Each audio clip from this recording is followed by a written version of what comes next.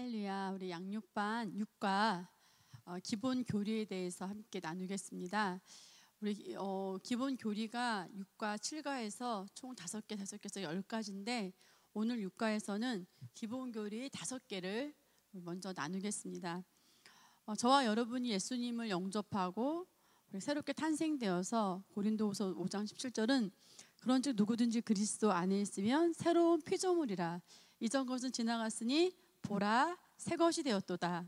우리 영이 완전히 새롭게 거듭난 그리스도인이 될 때 우리는 하나님의 말씀과 성령의 도우심 안에서 이제는 새로운 피조물이 말씀과 성령의 도우심으로 모든 일에 승리하고 또 기도하는 것마다 우리가 지난번에 4과에서 배웠던 것처럼 응답받고 또 지난 5과에서 성령 인도를 배웠죠. 성령 인도에 따라서 풍성한 삶을 누려야 하는 것이고요.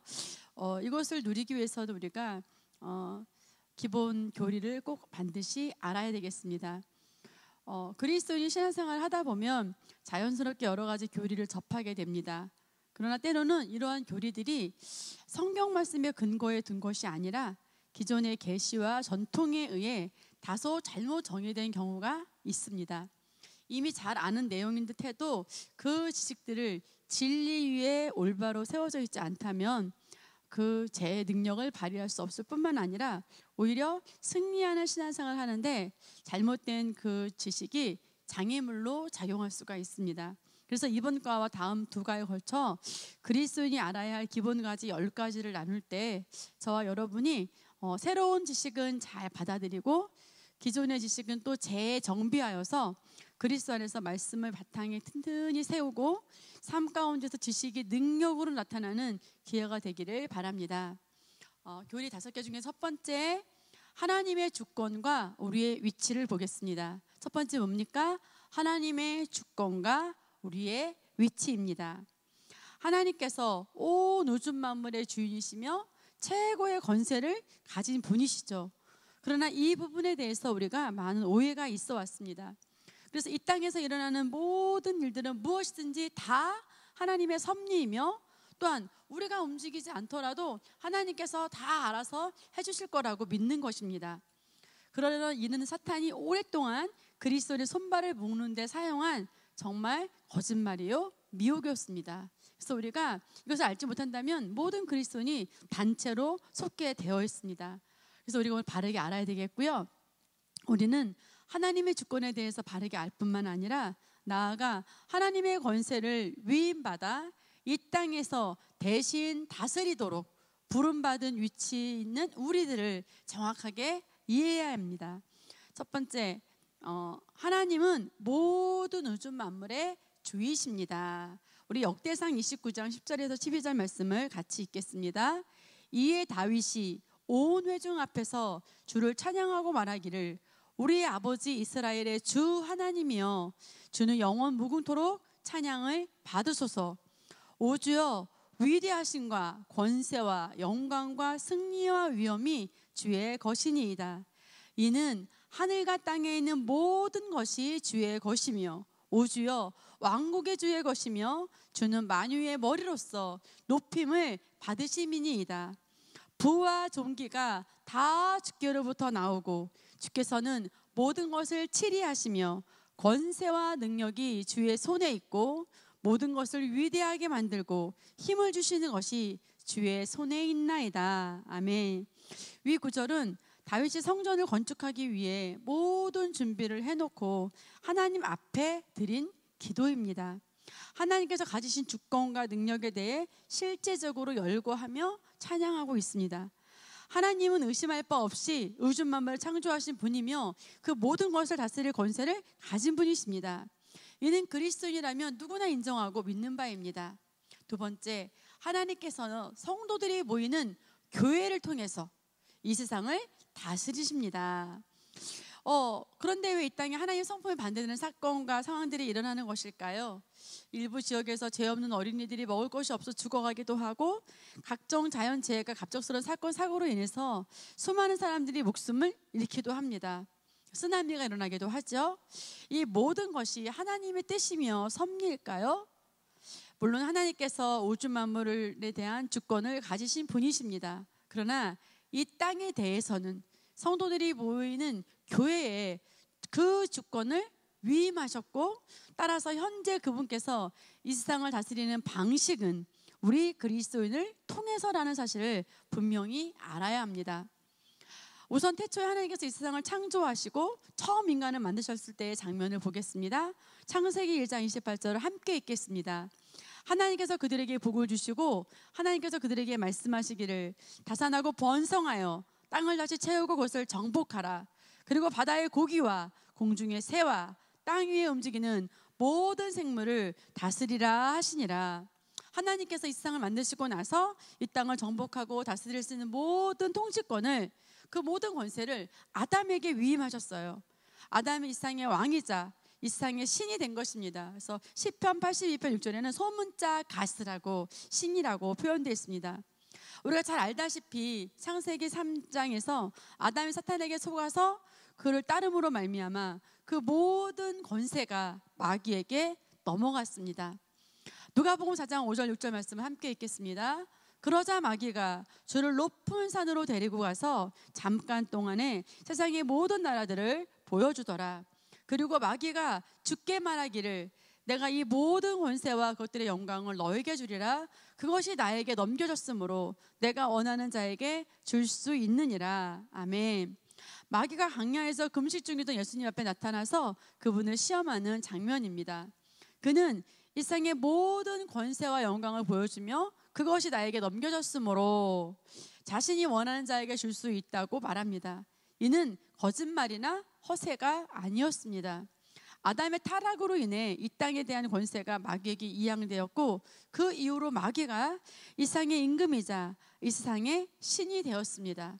그래서 마귀는 예수님께 십자가의 길로 가지 않고 지금 나에게 절하면 이 모든 것을 다 주겠다고 유혹했고, 실제로 마귀는 이 땅에 대한 권세를 가지고 있었기에 이 제안은 참으로 유혹이라 할 만한 것이었습니다. 물론 예수께서는 그 유혹에 넘어가지 않으시고 말씀으로 거절하셨습니다. 마태복음 28장 18절에서 20절 말씀 보겠습니다. 그 후에 예수께서 그들에게 오셔서 일러 말씀하시기를 하늘과 땅에 있는 모든 권세를 나에게 주셨도다. 그러므로 너희는 가서 모든 민족들을 가르치고 아버지와 아들과 성령의 이름으로 침례를 주며 내가 너에게 명령한 모든 것을 가르쳐 지키게 하라. 보라, 내가 세상 끝까지 너희와 항상 함께 있으리라 하시더라. 아멘. 이 구절은 부활하실 때에 예수님께서 선포하신 말씀이죠. 하늘과 땅에 있는 모든 권세를 나에게 주셨다. 예수께서는 십자가에 달리시고 죽으시고 부활하심으로써 이 땅에 오신 목적과 사명을 다 완성하셨고, 지옥과 사망의 열쇠를 빼앗아서 마귀들을 무장해제 시키시고 완전한 승리를 이루셨습니다. 그래서 마귀에게 뺏겼던 권세가 예수님께로 다시 회복된 것입니다. 예수님의 사역으로 말미암아 우리가 그 예수 그리스도를 영접하고 우리가 새롭게 탄생되는, 거듭나는 그 순간 그리스도 안으로 들어온 사람은 누구나 영적으로 그리스도와 함께 하늘에 올랐다고 에베소서 2장 6절은 말씀하고 있어요. 그리스도와 함께 우리는 공동 상속자가 된 것입니다. 예수 그리스도께서 회복한 권세가 이제는 우리의 권세가 된 것이에요. 이제 교회 성도들은 이 땅에서 예수님을 대신하는 자이자 하나님의 나라에 파송된 대행자죠. 예수 이름의 권세를 사용하여서 말씀과 성령의 역사를 통해서 세상을 다스리도록 우리가 세워졌습니다. 이제 세상에서 일어나는 모든 일에 대한 책임은 하나님께 있지 않습니다. 그분께서는 우리 그리스도인과 교회를 통해서만 이 땅에서 일하실 수 있습니다. 이제부터는 이 땅에서 말씀을 따라 상황을 바꾸고 환경을 창조할 권세가 누구에게 있습니까? 네, 우리에게 넘겨졌습니다. 하나님께서 모든 것을 다 알아서 해주시는 것이 아니라 하나님의 자녀로서 위임받은 권세를 인식하고 저와 여러분이 사용할 때 비로소 이 땅 가운데 하나님의 뜻이 나타날 수 있습니다. 그러므로 그리스도인은 하나님의 주권과 우리의 위치를 정확히 이해하고 이 땅에서 하나님의 대리자로서 온전히 기능함으로써 자신이 속한 이 땅의 세계에 하늘나라를 당겨오는 삶을 살아야 합니다. 여러분, 하나님은 지금도 살아서 역사하십니다. 그러나 그분은 이 땅의 자연적인 세계에 접촉하는 통로로서 우리를 필요로 하십니다. 구약시대에 하나님께 선지자를 통해서 제한적으로 말씀하셨습니다. 그러나 마침내 예수님께서 오셔서 그분을 통하여 하고 싶은 모든 말씀을 하시고 또 하고 싶은 모든 일들을 하셨습니다. 예수께서는 십자가에 죽으시고 합법적으로 값을 치르고 우리 죄값을 다 속량하셔서 또 그 3일 만에 부활하셔서 부활의 첫 열매가 되셨고요. 그를 믿는 우리 모두는 거듭나서 그리스도의 몸 안으로 들어왔습니다. 따라서 이제 우리가 예수께서 이 땅에서 하시던 일의 대사이자 대행자가 되었습니다. 하나님께서 우리를 통해 이 땅에서 그분의 일을 하시게 되었습니다. 예수님께서 사셨던 삶이 이제 우리를 통해서 연장되고 있는 것입니다. 이처럼 하나님께서는 우주 만물의 주권자이시지만 그분께서 주권을 행사하시는 데는 정확한 원리와 법칙이 있습니다. 처음 하나님이 이 세상을 만드셨을 때 하나님께서는 아담에게 이 땅에 대한 대리 통치권을 주셨고 아담에게 이 땅을 다스리도록 정하셨습니다. 그러나 아담이 하나님께 불순종하여서 죄를 선택함으로 말미암아 그 권세가 마귀에게 넘겨졌습니다. 그리고 마침내 예수님께서 그 권세를 다시 회복하셨으며 우리가 그분과 공동 상속자이자 우리가 한 몸으로서 함께 예수님과 함께 다스리는 자리에 앉게 된 것입니다. 그러므로 이제는 우리를 통하여 우리 그리스도를 통하여 저와 여러분을 통하여 하나님의 통치가 이루어지는 것입니다.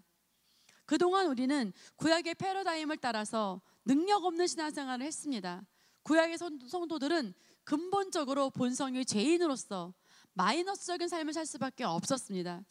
열심히 율법을 지킴으로써 하나님께 의롭고 보이려고 애쓰면 문제가 생길 때마다 하나님께 필요를 구하고 해결해 주기를 바랬습니다. 그러나 신약에 속한 우리의 삶은 본질적으로 바뀌었습니다. 우리는 예수님을 영접함으로 말미암아 예수님과 똑같은 생명을 받았고 의의 본성을 받아서 그 의의 본성을 따라서 온전히 행하며 이 땅에서 각자의 영역에서 왕처럼 다스릴 수 있습니다. 저와 여러분은 모든 것이 완벽하게 마련되어 있습니다. 그럼에도 불구하고 여전히 구약의 패러다임 안에서 부족하고 실패하는 것을 계속 의식하면 하나님께 또 구하기만 한다면 예수님께서 우리에게 가져오신 영생, 즉 하나님과 같은 종류의 조의 생명을 누릴 수 없습니다. 그러므로 우리는 새로운 피조물의 계시 안에서 자신을 새롭게 발견하고 이전의 습관이나 인식을 말씀으로 변화시켜서 사상화해야 되겠습니다.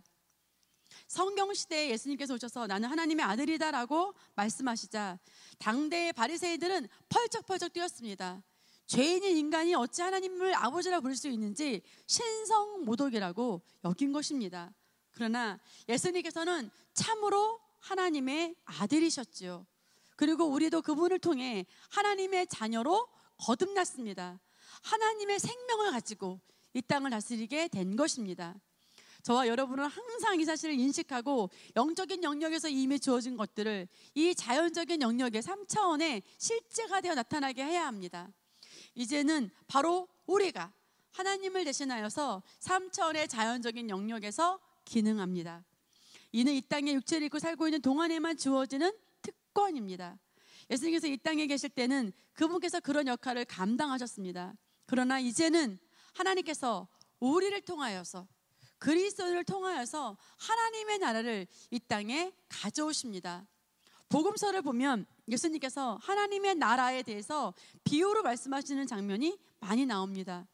이는 단순히 위치적으로 하늘에 있는 곳, 또 우리가 죽어서 올라가는 하늘나라를 말하는 것이 아닙니다.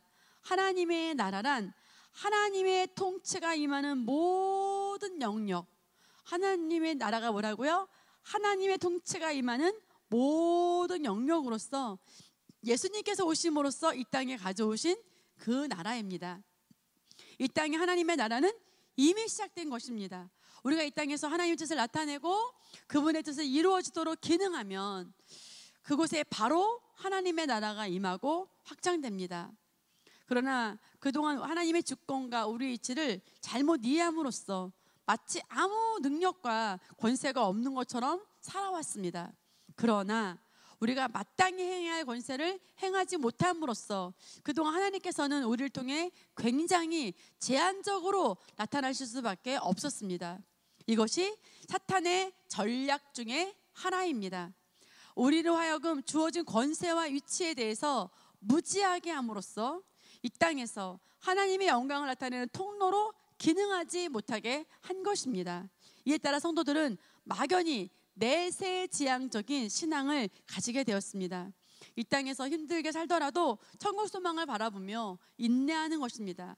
그러나 분명히 알아야 할 것은 우리가 현재 사는 삶과 내세 삶의 원리가 크게 다르지 않다는 것입니다.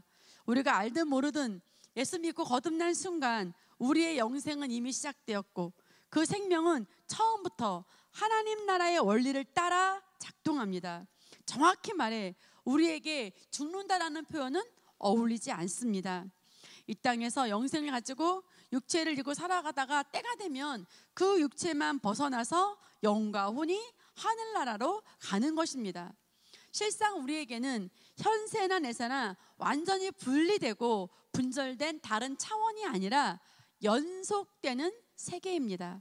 그러므로 우리는 이 땅에 있는 동안 하나님의 나라의 원리를 따라서 권세를 사용하며 매일매일 성장해야 하겠습니다. 그렇게 할 때 하나님 나라 안에서 영향력이 증가되고 점점 더 높임을 받게 될 것입니다. 아무리 나이가 많더라도 결코 이제 하늘나라 갈 준비를 하면서 이 땅에서 삶을 잘 마무리해야겠다라고 생각해서는 안 됩니다. 하나님 나라의 삶은 이미 시작되었습니다. 따라서 하나님 앞에 가는 그날까지 권세를 증가시켜야 하며 또 그것이 내세에서 우리가 누릴 권세를 결정합니다. 이 땅에서 영적으로 다스리는 것을 훈련받고 증거한 만큼 내세에서 권세가 주어지는 것입니다. 따라서 이 땅에서 고생하며 힘들게 살아도 천국에만 가면 좋은 것이 보장되어 있을 거라는 생각은 틀린 생각입니다. 물론 천국은 좋은 곳이고 더 이상 슬픔이나 고통은 없을 것이지만 이 땅에서 주변의 지배를 당하며 약하게 살았는데 하늘나라에서 갑자기 큰 자가 될 수는 없습니다. 지금까지 낮은 계시로 말미암아 그리스도의 삶이 연약하고 소극적이었다면 이제는 완전히 바뀌어야 합니다. 하나님께서는 당신을 다스리는 왕으로 만드셨습니다. 하나님께서 뜻하시고 이미 우리를 옮겨주신 위치를 정확히 인식하고 그 자리에 굳게 서서 마땅히 발휘해야 할 능력과 권세를 따라 매일매일 증가하고 성장하는 삶, 또 매일 영향력이 늘어나고 통치자가 확장되는 삶, 매일 누림이 커지는 삶을 살아가시기 바랍니다. 두 번째 교리 보겠습니다. 두 번째 교리는 예수 그리스도입니다. 그리스도교의 기본 교리로 가장 먼저 하나님에 대해서 다뤘고요. 다음으로 예수님에 대해서 살펴보겠습니다. 첫 번째, 하나님께서 이 세상을 다스리는 수단이라는 거죠. 하나님께서는 예수 그리스도 안에서 예수 그리스도를 통하여 이 세상을 다스리십니다. 우리의 구원도 예수 그리스도를 통해서 이루어졌고 이제 우리의 기도도 예수 이름으로, 즉 예수 이름 안에서 이루어집니다. 예수 이름 안에서 기도한다는 것은 하나님께 우리 기도를 받아지게 하려고 단순히 예수 이름을 빌려서 마지막에 포장을 하는 그런 것이 아닙니다. 우리가 예수 그리스도 안에서 공동 상속자의 위치, 즉 하나님 앞에서 예수님께 기도하는 것과 하나님 앞에서 예수님이 기도하시는 것과 동일한 권세와 위치에서 기도한다는 것입니다. 하나님 앞에서 예수님과 동일한 권세와 위치에서 기도하는 것이 예수 이름 안에서. 그래서 우리 지금 에베소서를 같이 읽을 텐데요. 그리스도 안에서와 그리스도를 통하여 이루어지는 일에 대한 유념하여서 다음에 에베소서 말씀은 우리 에베소서 1장 1절에서 14절 말씀을 같이 읽어보겠습니다. 하나님의 뜻에 따라 예수 그리스도의 사도가 된 바울은 에베소에 있는 성도들과 그리스도 예수 안에 있는 신실한 자들에게 쓰노니 하나님 우리 아버지와 주 예수 그리스도로부터 은혜와 평강이 너희에게 있을지어다. 그리스도 안에서 천상에 있는 모든 영적인 복으로 우리에게 복 주시는 우리 주 예수 그리스도의 하나님 아버지는 복되시도다. 하나님께서 세상의 기초를 놓으시기 이전에 우리로 사랑 안에서 그분 앞에서 거룩하고 흠없게 하시려고 그리스도 안에서 우리를 택하시어 하나님의 기쁘신 뜻에 따라 예수 그리스도를 통하여 우리를 자신의 자녀로 입양할 것을 미리 정하셨으니 이는 하나님께서 그 사랑하시는 이 안에서 우리를 받아들이시어 그 은혜의 영광을 찬양케 하려 하심이니라. 그 사랑하시는 이 안에서 우리는 그의 은혜의 풍성함을 따라 그의 피를 통하여 구속, 그 죄들의 용서함을 받았느니라. 그 은혜의 풍성함을 인하여 그는 모든 지혜와 총명 우리에게 넘치게 하시어 그의 기쁘심을 따라 자기 안에서 계획하신 바 그의 뜻의 신비를 우리에게 알게 하셨으니 이는 때가 찬 경륜 안에서 하늘에 있는 것들이나 땅에 있는 것들이나 자신 안에 있는 것들까지도 만물을 그리스도 안에서 하나로 함께 모으려는 것이니라. 모든 것을 그 자신이 의도한 대로 행하시는 이의 목적을 따라 우리가 예정되어 그분 안에서 유업을 받았으니 이는 먼저 그리스도를 믿었던 우리로 그의 영광의 찬양이 되게 하려 하심이라. 그분 안에서 너희도 진리의 말씀 그 너희 구원의 복음을 듣고 그분 안에서 또한 믿었으니 이는 약속의 성령으로 인침을 받은 것이라. 이는 값주고 사신 그 소유를 구속하시기까지 우리의 유업이 보증이 되사 그의 영광을 찬양하게 하려 하심이라. 역사의 주인공 두 번째, 예수 그리스도는 또한 역사의 주인공이십니다. 잘 아시다시피 세상에서 예수 그리스도 탄생을 기점으로 기원전 BC와 기원 후 AD를 나눕니다. 기원전을 뜻하는 BC 영어로는 Before Christ로 말 그대로 예수님께서 오시기 전이라는 뜻이며 기원후를 뜻하는 AD 라틴어 아노 도미니 약어로서 이는 영어 성경의 영어로 보면 The Year of the Lord에서 주님이 오신 후 몇 년이라고 우리가 세고 있는 것입니다. 그래서 그리스도인이든 비그리스도인이든 지구상의 모든 사람들이 연도를 매길 때 예수님께서 이 땅에 오신 지 몇 년이라고 세고 있는 것입니다. 요한복음 1장 1절에서 3절 말씀을 함께 읽겠습니다. 태초에 말씀이 계셨고 이 말씀이 하나님과 함께 계셨으니 그 말씀은 하나님이셨느니라. 그 말씀이 태초에 하나님과 함께 계셨느니라. 만물이 그에 의하여 지은 바 되었으니 이는 지은 받은 것 가운데 그가 없이 지어진 것은 아무것도 없더라. 아멘. 예수님은 우주 만물을 만드신 분으로서 세상은 그분으로 말미암아 시작되었습니다. 사람들이 인정하던 하지 않던 인류의 역사는 그분을 중심으로 돌아가고 있습니다. 성경은 언젠가 반드시 올 지구의 종말 또한 그리스도의 재림의 때에 임하게 될 것이라고 말씀합니다. 이 왕국 복음이 모든 민족에게 증거되기 위하여 온 세상에 전파되리니 그런 후에야 끝이 오리라. 마태복음 24장 14절 말씀. 아직 이 세상에 존재하는 이유는 모든 민족에게 예수 그리스도의 복음이 전파되어야 한다는 목적 때문입니다. 그리스도인이 이와 같이 그리스도 중심의 역사관을 분명히 가지고 그 안에서 세상을 바라보며 또한 자신의 존재 이유와 사명을 발견하는 지혜를 가져야 하겠습니다. 그리스도에 대한 바른 개념을 보겠습니다. 말씀이자 하나님이신 분께서 이 땅에 육신을 입고 오셔서 예수라는 이름을 받으셨습니다. 사실 예수라는 이름은 당시에나 지금이나 수많은 사람들에게 흔여진 붙여진 이름입니다. 그러나 예수 그리스도는 유일하십니다. 그리스도라는 말에는 어떤 의미가 있기에 이런 유일성과 특수성을 부여하는 것일까요? 앞서 이과에서 양육반에서 우리 배웠던 것처럼 그리스도라는 말은 헬라어로 기름 부음 받은 자, 어노인티드 원이라는 뜻입니다. 메시아라는 히브리어와 동의어입니다. 이처럼 성령의 기름 부음은 예수님을 예수님 되게 하는 중요한 요소입니다. 예수님도 처음부터 그리스도로서 기능하셨던 것은 아니었습니다. 이 땅에 오셔서 30년 동안 사시다가 침례 요한에게 침례를 받으시고 성령 충만을 받음으로써 비로소 기름 부음 받은 자가 되셨습니다.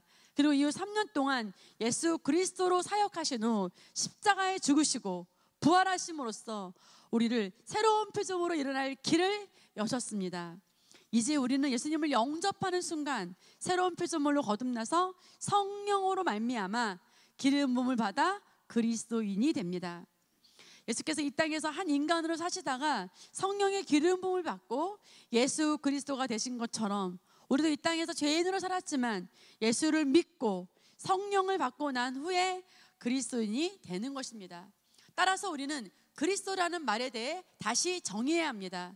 다시 말하지만 그리스도의 사정적인 정의는 기름 부음을 받은 자라는 뜻인데, 기름 부음이란 성령으로부터 오는 것입니다. 예수님께서 계실 당시에 그분이 바로 그리스도이셨습니다. 그러나 이제 우리도 성령 충만을 받았고 예수께서 머리가 되신 몸에 속한 지체가 되었습니다. 에베소 5장 30절을 말합니다. 이는 우리가 그의 몸과 그의 살과 그의 뼈의 지체임이라. 따라서 이제는 기름 부음 받으신 예수님과 그분의 교회, 즉 우리 모두를 포함하여 그리스도라고 일컫는 것입니다. 누구라고요? 기름 부음 받은 예수님과 그분의 교회인 우리 모두를 톡해서 그리스도라고 일컬었습니다. 따라서 성경에서 예수 그리스도라고 할 때는 예수님 그분을 말하는 것이지만, 그리스도라고 할 때는 문맥에 따라 예수님 개인을 일컫는 것인지 아니면 몸된 교회에 속한 우리 모두를 포함하여 말하고 있는지를 분별해야 합니다. 마태복음 1장 17절 말씀 보겠습니다. 그러므로 전체 세대는 아브라함에서 다윗까지 14대요, 다윗으로부터 바벨론까지 잡혀간 때가 14대요, 바벨론으로부터 잡혀간 때부터 그리스도까지 14대라. 실제로 위 구절에서 마태가 열거한 족보의 세대수를 세어보면 바빌론 이후에 그리스도까지가 14대가 아니라 13대입니다. 그리스도라는 말 안에는 예수 그리스도와 함께 그분으로 말미암은 새로운 피조물, 즉 그분의 교회 두 세대가 들어있는 것입니다. 우리는 예수님과 하나입니다. 그래서 그분께서 받으신 기름 부음과 우리가 받은 기름 부음이 다르지 않습니다. 거듭난 순간 그리스도로 침례를 받아 그리스도의 몸의 일부가 되었으며, 또한 예수님께서 임하셨던 것과 동일한 성령이 우리에게 오셨습니다. 모든 것이 이제 우리 안에 있습니다. 다만 그것을 나타내는 것은 우리의 몫입니다. 세 번째 교리 보겠습니다. 성령의 역사입니다. 성령님의 존재와 그분의 역사는 그리스도인이라면 반드시 알아야 할 교리입니다. 하나님과 예수님께서는 이제 하늘나라에 가 계시지만 성령님은 우리 영 안에 오셔서 실제적으로 우리와 함께 하시며 우리를 인도하고 계십니다. 첫 번째 성령님의 사역을 보겠습니다. 요한복음 14장 16절 말씀 함께 읽겠습니다. 내가 아버지께 기도하겠고 그분께서 또 다른 보혜사를 너희에게 주시리니 그가 너희와 영원히 거하시리라. 아멘. 이 구절에서 또 다른 보혜사라고 할 때 또 다른이라는 단어의 헬라어 언어의 본질은 완전히 같지만 구별된 다른 존재를 말합니다.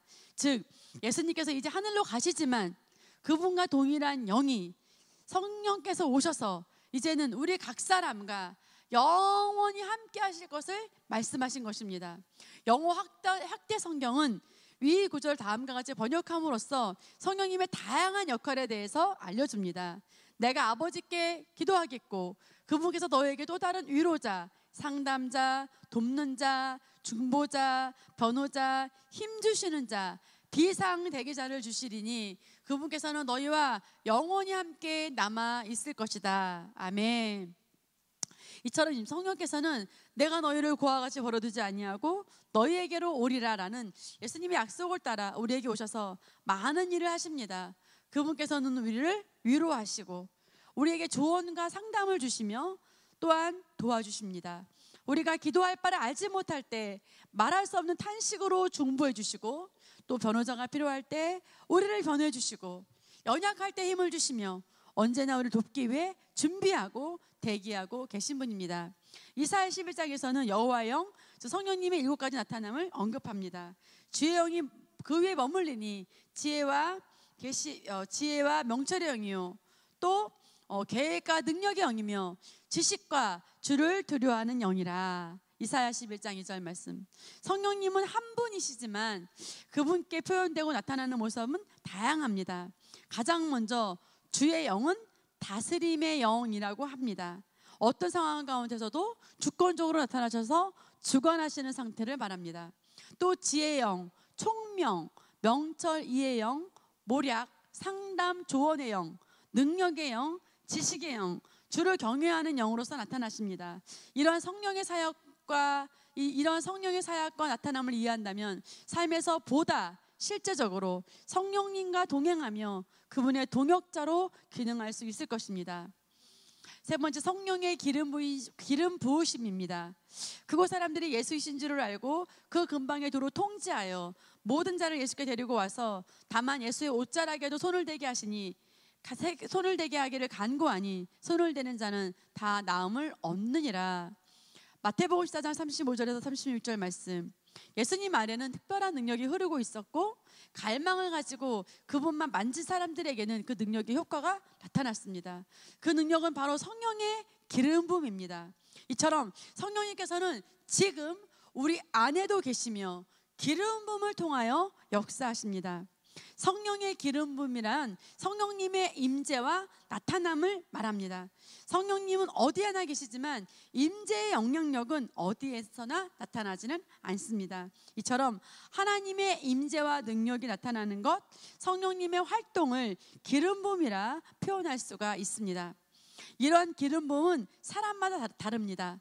거듭난 그리스도는 모두 성령님을 모시고 있지만 그분이 한 그리스도를 통하여 나타나는 정도는 모두 다르고 우리의 생각이 말씀으로 새로워지고 영이 활성화되는 것 때문에 점점 기름 부음은 점점 증가되게 됩니다. 기름 부음에는 두 가지 종류가 있습니다.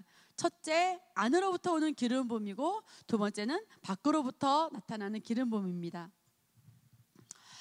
우리 안에 계신 성령께서 우리로 하여금 성숙한 그리스도인이 되어서 승리하는 삶을 살 수 있도록 우리를 성장시키고 모든 과정을 인도하십니다. 그래서 영적으로 성장하고 계시 지식이 증가할수록 우리 안에 성령님이 더 많이 나타나고 기름 부음이 증가됩니다.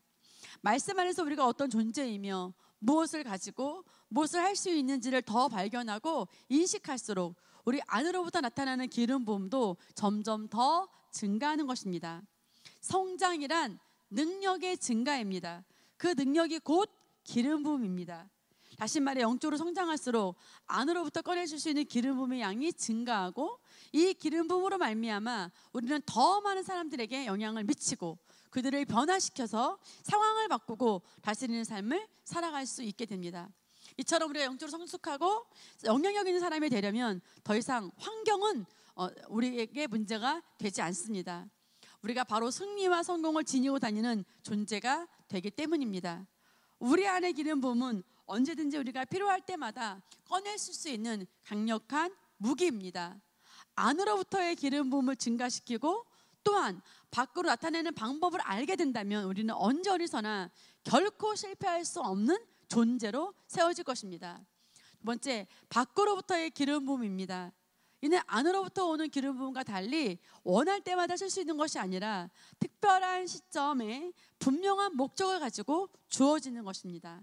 만약 어떤 신자가 질병에 걸렸는데 아직 영적으로 어리고 연약하냐 내 안에서부터 믿음을 발휘하거나 기름 부음을 꺼내 쓰기가 어렵다 하더라도 더 강한 기름을 가진 사람이 안수하거나 예배 가운데 임한 기름 부음으로 말미암아 치유를 경험할 수가 있습니다. 이처럼 밖으로부터 오는 기름 부음은 영적으로 우리의 한계를 벗어나 삶을 승리하게 하는 하나님의 능력의 선물입니다. 그러나 이런 종류의 기름 부음은 지속되지 않습니다. 결국 각자가 유지할 수 있는 기름 부음의 용량이 다르기 때문입니다. 다시 말해 밖으로부터 부어진 기름 부음을 통해 특별한 역사를 경험할 수는 있지만 자신의 용량이 넘치는 기름 부음을 계속 보유하고 있을 수는 없습니다. 결국 우리의 믿음의 생활 전체를 볼 때 밖으로부터 오는 기름 부음이 영적 성장을 대신할 수는 없습니다. 이것이 유명한 집회와 사역자를 찾아다니며 열심히 기도를 받는 분들이 기대하는 만큼의 열매를 맺지 못하는 이유입니다. 기름 부음의 용량은 말씀에 대한 계시가 올 때 확장됩니다.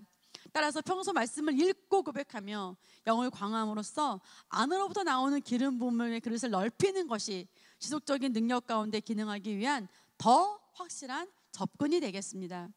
셀이나 예배 등으로 함께 모일 때 임하는 집단적인 기름 부음은 밖으로부터 오는 대표적인 예입니다. 두 사람이 내 이름으로 모인 곳에 나도 그들 중에 있느니라 마태복음 18장 20절에 말씀하고 있죠. 사실 성령님은 우리와 함께 계신데 이런 약속을 주시는 데에는 다른 의미가 있습니다. 성령님은 일반적인 임재를 넘어선 성령님의 나타나심을 말씀하신 것입니다. 반복해서 말하지만 성령께서 우리 안에 들어오셔서 항상 함께 계시는 것과 나타나시는 것에는 차이가 있습니다. 우리 예수 믿는 사람에게는 모두 성령님이 내주에 계심에도 불구하고 이런 약속들을 주신 것은 공동체 역사하시는 하나님의 임재에 대한 약속이셨습니다. 그래서 우리가 함께 모여서 예배드리고, 셀이 모여서 예배드리고, 셀이 함께 독서하고 함께 성경 읽는 것은 너무 중요하겠죠. 형제가 연합하여 동거함이 어찌 그리 선하고 아름다운고. 시편 133편 1절. 그리스도인이 함께 모일 때 특별한 기름 부음이 있으며 이로 인해 평소 해결하지 못한 문제나 질병에 대해 해결받기도 하고 새로운 계시를 얻기도 하며 세상을 향해 나아갈 영적인 새 힘을 공급받게 됩니다. 셀 모임이나 예배에 참석할 때 이러한 기름 부음을 기대하십시오. 그 기대하고 갈망하는 심령이 반드시 성령의 역사를 끌어당기게 될 것입니다. 밖으로부터 오는 기름 부음의 한 가지 종류는 사역적인 기름 부음입니다.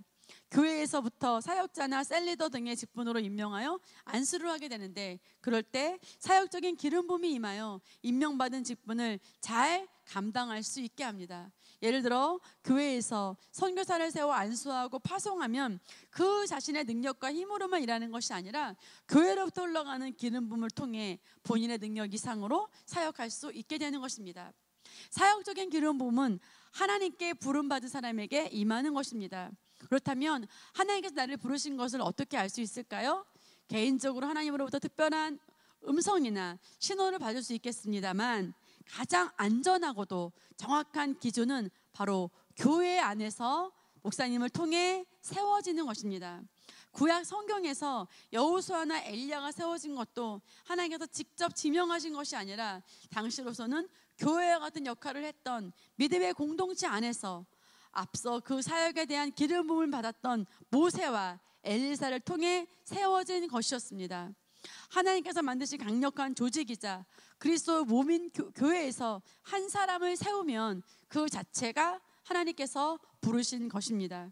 교회에서 셀 리더를 세우고 기도할 때 그에게는 셀 리더로서 모든 것을 수행할 수 있는 능력이 주어집니다. 그러므로 교회 안에서 세워진 모든 직분도 크든 작든 자신의 능력이나 힘으로 하는 것이 아니라 직분으로 말미암은 기름 부음을 인식하며 활용할 때 훨씬 효과적으로 사역할 수 있습니다. 이처럼 성령의 기름 부음은 안으로부터 나오는 기름 부음과 밖으로부터 오는 기름 부음으로 크게 나눌 수 있습니다. 안으로부터 나오는 기름 부음은 영적 성장과 함께 더 증가하며 이러한 증가를 반드시 지향하고 사모해야 합니다. 그러나 우리가 성장하는 과정 가운데 아직은 제한된 부분에 대해서는 하나님께서 밖으로 오는 기름 부음을 약속해 주셨습니다.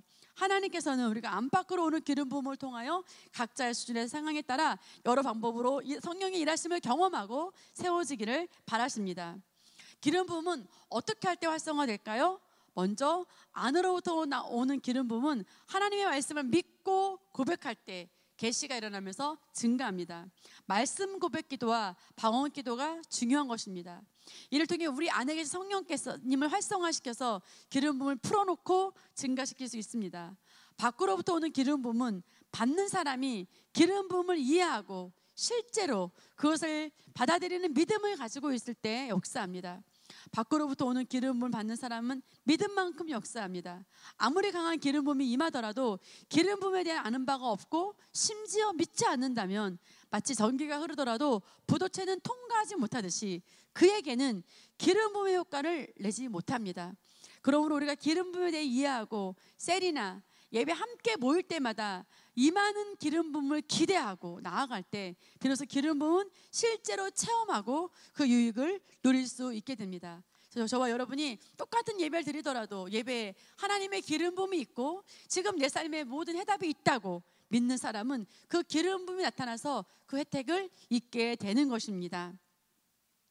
교회에 흐르는 기름 부음을 알고 예배를 갈망하고 사모하는 사람에게는 평범한 떡 5덩어리와 물고기 2마리가 수천 명을 먹이는 기적의 씨앗이 되었듯이 평범한 예배 안에서도 삶을 뒤집는 말씀과 성령의 역사를 무한히 경험할 수 있습니다. 네 번째 성경의 권위를 보겠습니다. 디모데후서 3장 16절 17절 보겠습니다.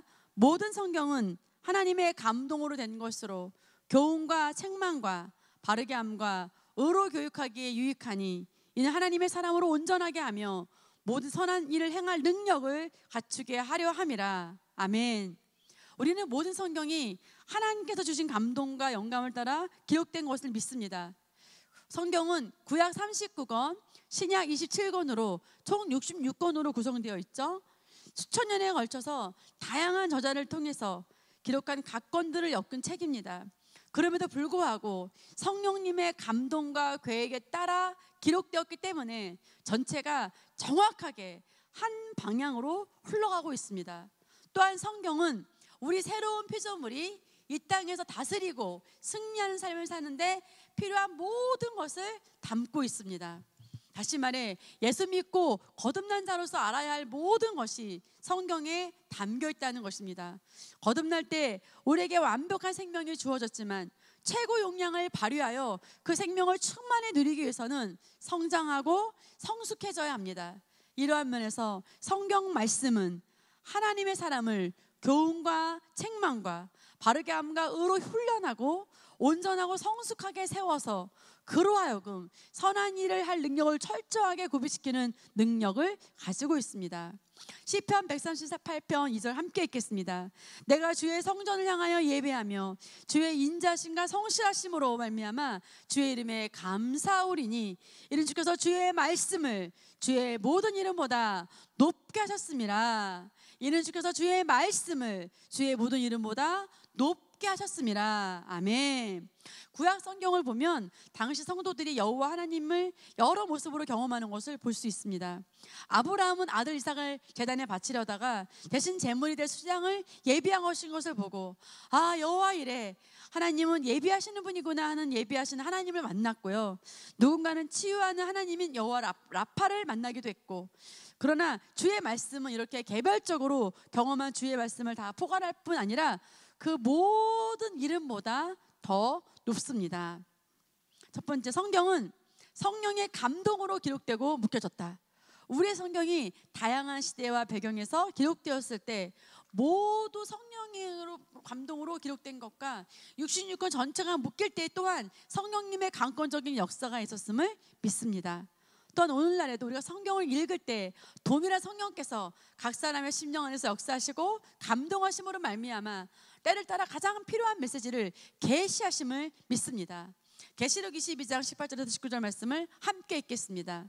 내가 이 두루마리 예언의 말씀을 듣는 모든 사람에게 증언하노니 만일 누구든지 이것들 외에 더하면 하나님이 이 두루마리에 기록된 재앙들을 그에게 더하실 것이요 만일 누구든지 이 두루마리에 예언된 말씀을 제하여 버리면 하나님이 이 두루마리에 기록된 생명나무와 이 거룩한 성의 참여함을 제하여 버리시리라. 아멘. 위 구절은 사도 요한이 요한계시록 말미에 요한계시록이라는 책을 마무리하면서 기록한 말입니다. 그러나 성경이 묶이는 과정에서 요한계시록에서 가장 마지막에 들어가게 되면서 이는 성경 전체에 대한 맺은말이 되었습니다. 비록 사도 요한은 요한계시록이 완성된 성경의 마지막 권이 될 것을 모르고 적었지만 또 사도 바울은 성경의 일부가 될 것을 모르고 신약의 수많은 서신서를 적었지만 우리는 이 모든 성경이 기록되고 묶이는 과정에 성령의 역사가 있었음을 알고 믿습니다. 실제로 성경의 원본은 오랜 시간 전수되는 과정에서 많은 제본들이 있었습니다. 당시에는 인쇄술이 없었으므로 지금 우리가 읽는 성경은 그 긴 세월 사이에 사람들이 손으로 옮긴 사본 중에서도 정경으로 채택한 사본만 모아 이루어진 것입니다. 이에 대해 사람이 옮기는 과정에서 누락되는 단어나 구절이 있을 수 있지 않을까, 수많은 사본 중에서 정경이 제대로 골라졌나, 심지어 정경보다 더 일찍 기록된 사본이나 원본이 나중에 발견되는 경우에는 그것을 더 신뢰할 만한 것이 아닌가 하는 의문을 가질 수도 있겠습니다. 그러나 이 모든 것에 대해서는 우리가 걱정하거나 의심할 필요가 없습니다. 성경은 비단 기록될 때뿐만 아니라 선별되고 묶이는 모든 과정에서도 성령께서 개입하시고 역사하심으로 완성된 책이기 때문입니다. 두 번째 말씀은 영원한 진리이다. 베드로전서 1장 25절 말씀 함께 읽겠습니다. 오직 주의 말씀은 세세토록 있도다 하였으니 너에게 전한 복음이 곧 이 말씀이니라. 말씀은 세세토록 영원히 지속되는 진리입니다. 말씀은 세세토록 영원히 지속되는 진리입니다. 그런데 신약 시대에 속한 우리는 성경에 나와 있는 말씀을 구별해서 볼 필요가 있습니다. 물론 넓은 범위에서 말씀이란 성경에 기록된 모든 말씀을 가리킵니다. 그러나 좁은 범위의 말씀이란 우리 시대의 말씀을 가리킵니다. 즉 지금 새로운 언약에 속한 새로운 피조물에 대한 메시지가 곧 우리에게 주신 말씀이라는 것입니다. 구약 성경도 하나님의 말씀인 것은 분명하지만 그것은 당대에 아직 구원받지 못하고 계시가 가려져 있던 성도들에게 하신 말씀입니다. 그들에게 주어진 율법은 엄밀히 말해 지금 우리에게 참고 사항은 되지만 직접적으로 똑같이 적용되는 것은 아닙니다. 그러므로 우리가 우선시해야 될 말씀은 신약 성경에 나타난 새로운 피조물의 계시이며 구약의 말씀을 볼 때도 철저하게 새로운 피조물의 관점에서 재해석하고 받아들여야 합니다. 이런 면에서 말씀이란 사람, 장소, 사물에 관하여 그리스도 예수 안에 있는 하나님의 계획, 목적, 뜻, 예비하심과 일치하는 메시지, 선포, 지시, 예언 등이라고 정의할 수 있습니다. 성경에 기록된 것들 중에서도 위의 기준에 부합하는 말씀이야말로 지금 이 시대에서 우리에게 주어진 메시지라고 볼 수 있습니다. 따라서 지금 우리에게 중요한 것은 예수 그리스도께서 십자가에 죽으심과 부활로 말미암아 이루어진 속량과 그로 인해 우리에게 이루어진 구원과 우리가 거듭난 새로운 영생하는 생명, 새 생명에 대한 말씀입니다. 예를 들어 한 가정 안에서도 엄마가 첫째, 둘째, 셋째에게 각기 다른 지시를 합니다. 모두 한 어머니가 하는 것이지만 자녀의 연령이나 수준에 따라서 내용이 조금씩 달라지는 것입니다. 이런 상황에서 각 자녀에게 중요한 것은 바로 어머니께서 지금 나에게 주신 말씀입니다. 그것을 제대로 이해하고 순종하는 것이 최우선이며 다른 형제에게 주어진 지시가 어머니의 일반적인 의중을 이해하는 데 도움을 줄 수 있겠지만 그것이 나에게 주어진 지시보다 우선으로 삼고 따른다면 너무나 비효과적인 접근이 될 것입니다.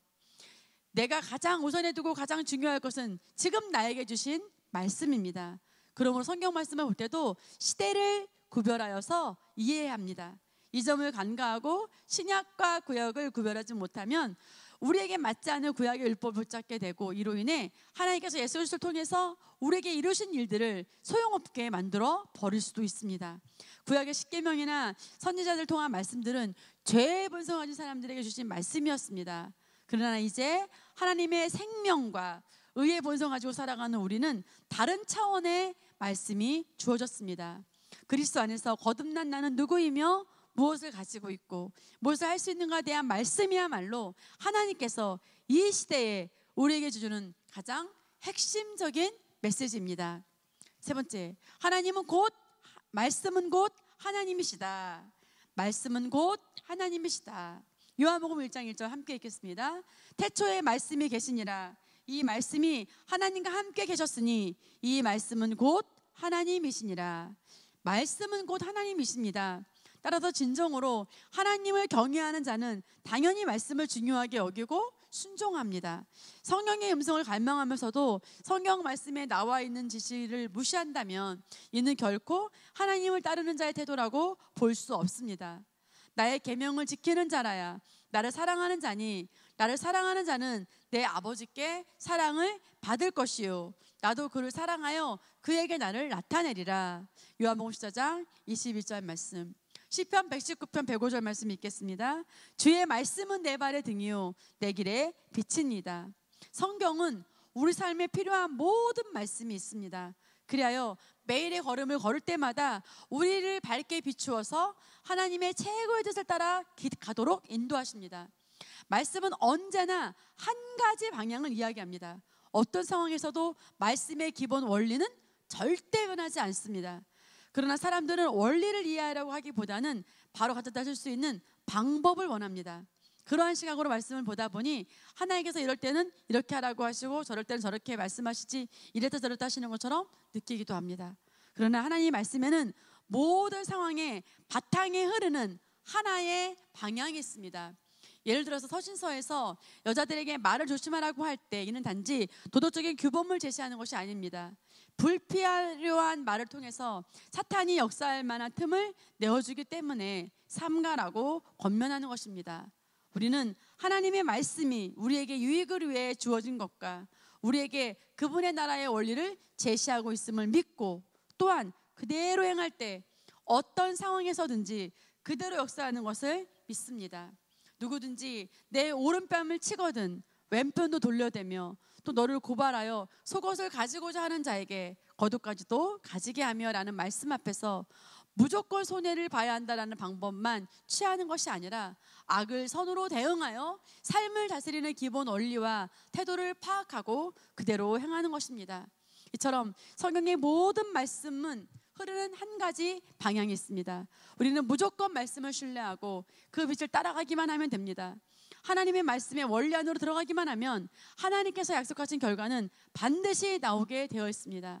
하나님은 곧 말씀이시므로 이처럼 말씀에 순복하는 태도를 가지는 것은 하나님을 존중하는 것이요 우리 자신을 승리하는 자로 세우는 것입니다. 네 번째, 성경의 점진적인 계시. 성경의 계시는 점진적으로 밝은 빛으로 나아가고 있습니다. 물론 모든 성경은 하나님의 감동으로 기록되었지만 동시에 저자의 지식과 계시의 한계 안에서 기록되었습니다. 따라서 구약 성경을 보면 치유와 사탄에 대해서 계시가 굉장히 희미한 것을 보게 됩니다. 그들은 죄의 본성을 가진 자들이었기 때문에 사탄의 속박으로부터 빠져나올 실질적인 방법이 없었습니다. 다만 하나님께서 주신 율법의 행동을 제어하면서 그 수준에서 보장된 하나님의 약속에 의해 보호를 받으며 사는 것이 최우선이었습니다. 그러므로 하나님께서 그들에게 마귀의 존재에 대해서 알려주실 수가 없었습니다.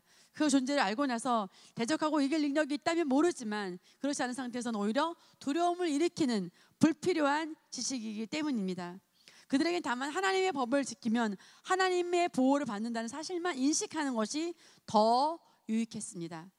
심지어 선지자들도 사탄에 대한 계시가 명확하지 않았기에 모든 일을 하나님께서 하신 것이라고 이야기하는 대목을 자주 볼 수 있습니다.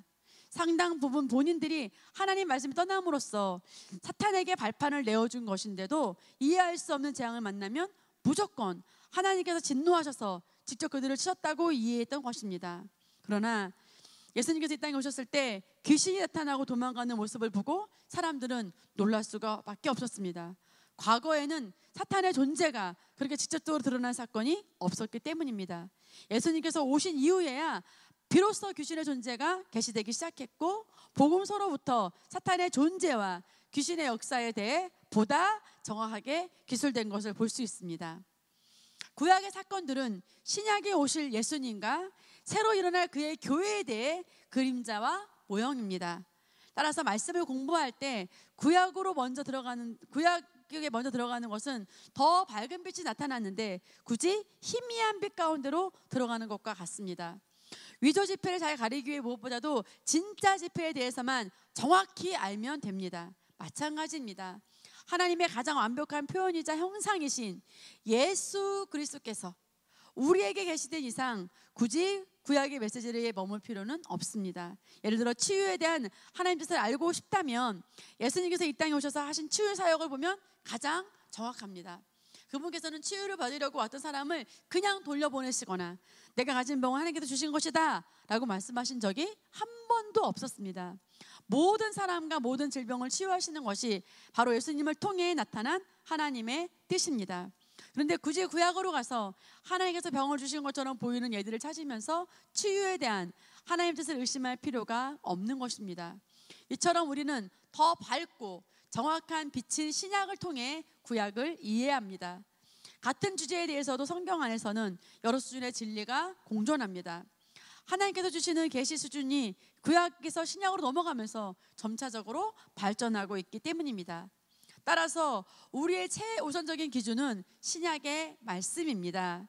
새로운 피조물의 진리가 가장 큰 진리이고 하나님께서 예수 그리스도 안에서 이루신 완벽한 사역을 나타내는 계시입니다. 우리는 이처럼 성경 안에서 계시가 점진적으로 드러나는 과정을 이해하고 모든 것을 가장 밝은 진리의 빛으로 비추어 보고 이해해야 합니다. 교리 5번째 보겠습니다. 첫 번째 뭐였죠? 하나님의 주권과 우리의 위치. 두 번째 예수 그리스도. 세 번째는 성령님의 역사. 네 번째는 성경의 권위였죠. 다섯 번째 사탄의 존재를 보겠습니다. 사탄은 실제하는 존재이며 무장해제된 이상 임금입니다. 성경은 사탄의 존재에 대해 이야기하며 그리스도도 이에 대해 알고 있지만 막상 실제 삶에서는 사탄의 실제를 잘 이해하지 못하는 모습을 많이 봅니다.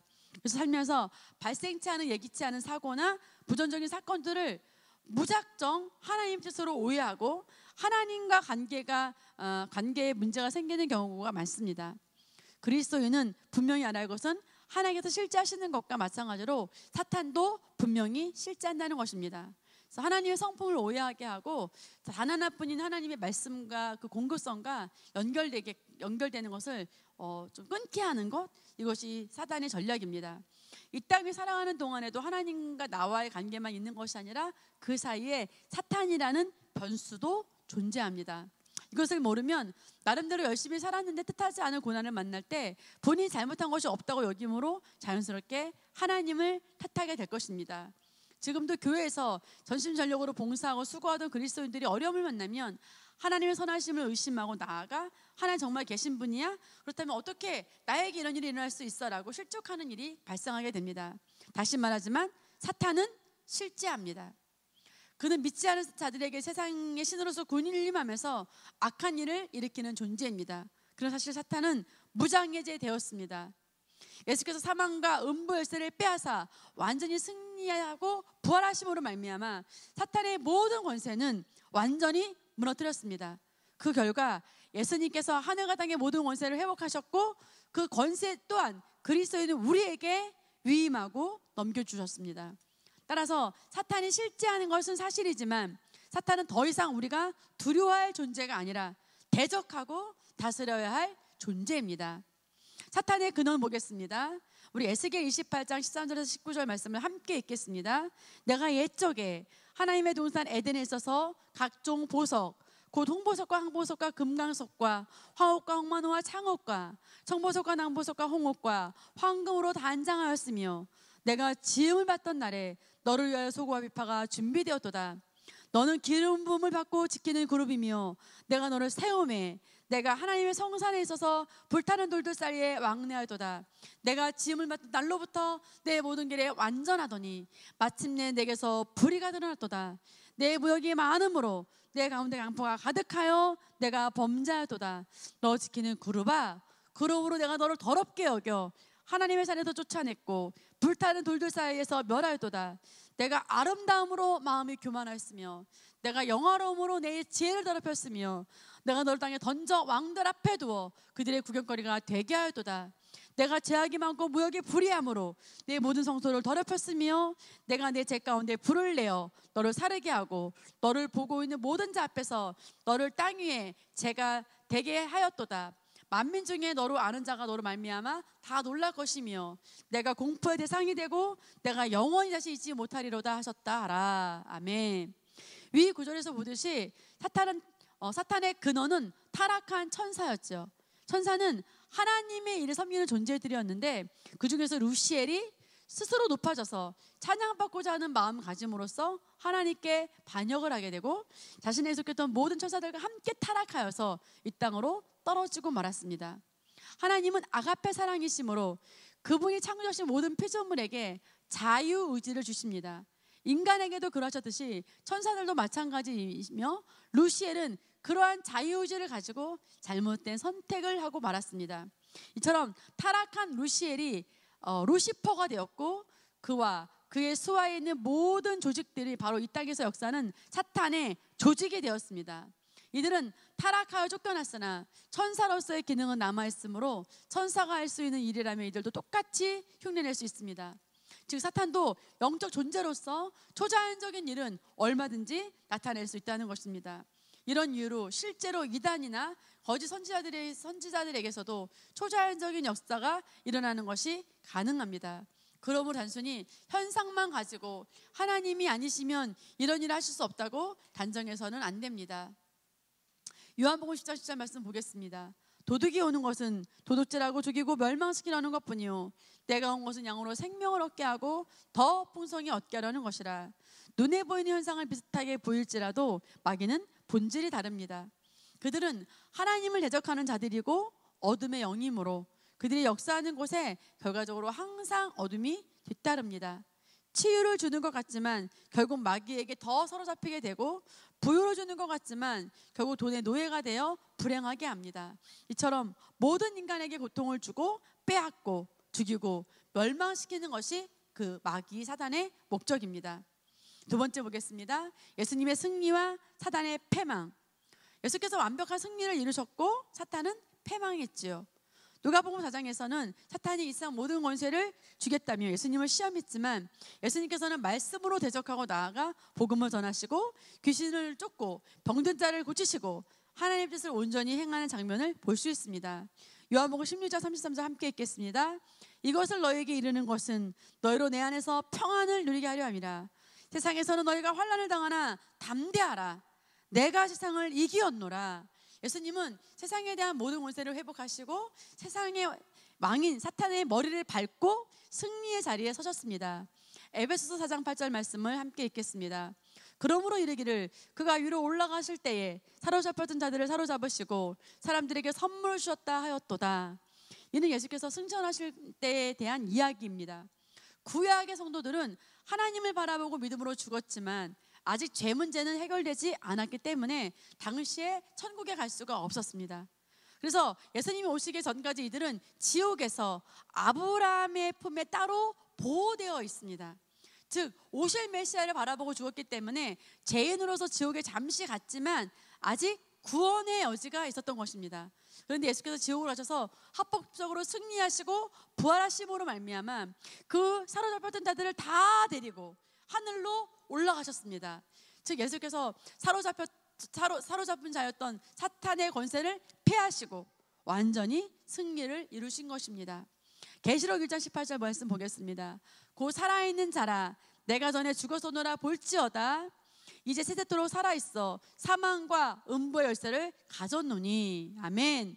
마귀가 가지고 있던 죽음과 지옥의 열쇠를 이제는 예수님께서 빼앗아 취하셨습니다. 이제는 그리고 예수님께서는 그 열쇠를 이제 우리에게 넘겨주셨습니다. 우리의 승리를 보겠습니다. 거듭나서 예수님 안으로 침례된 순간 우리는 그리스도와 함께 앉아 그리스도의 공동 상속자로서 권세를 똑같이 누리게 되었습니다. 골로새서 1장 13절 말씀 보겠습니다. 그가 우리를 흑암의 권세에서 건져내사 그의 사랑의 아들의 나라로 옮기셨으니. 아멘. 흑암의 권세 아래서 사탄의 종노를 타던 우리가 이제는 하나님의 그 사랑의 나라로 옮겨져서 완전히 다른 차원의 법인 생명의 성령의 법을 따라 기능하게 된 것입니다. 요한일서 4장 4절 보겠습니다. 자녀들아 너희는 하나님께 속하였고 또 그들이 이겼나니 이는 너희 안에 계신 이가 세상에 있는 자보다 크심이라. 어린 자녀일지라도 이제 막 예수님을 믿은 거듭난 자랄지라도 하나님의 자녀라면 이미 그분께 속하였고 세상을 이겼습니다.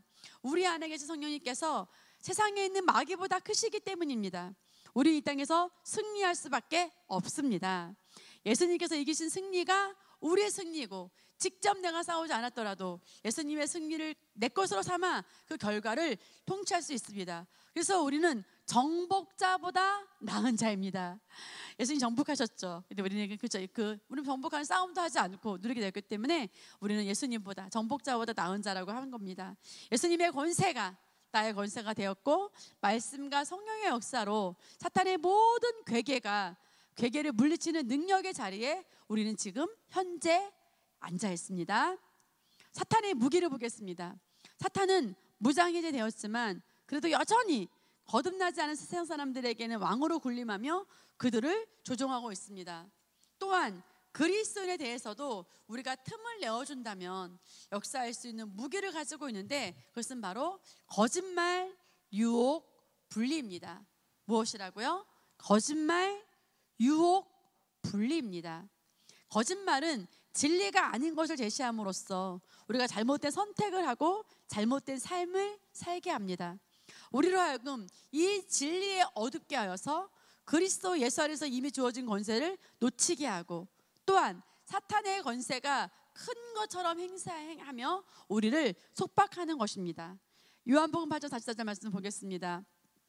너희는 너희 아비 마귀에게서 났으니 너희 아비의 욕심대로 너희도 행하고자 하느니라.